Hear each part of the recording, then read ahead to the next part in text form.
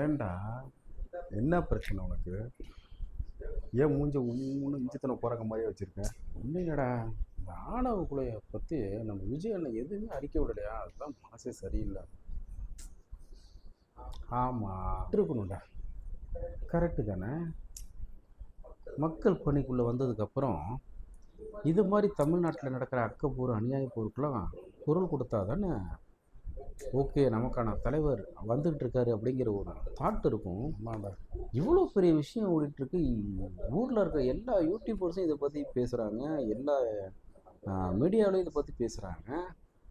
நடக்கிற அக்கப்போர் அநியாய போர் ஒரு பக்கம் பேசுகிறாங்க, அவருக்கு ஆதரவு கொலை பண்ணவங்களுக்கு ஆதரவாக பேசுகிறாங்க, எல்லாம் ஓகே. ஆனால் ஒரு விஷயத்தை கவனிச்சிங்களா? கொலை பண்ணவங்களுக்கு ஆதரவாக படுற வீடியோஸ் நிறைய நான் பார்க்குறேன்.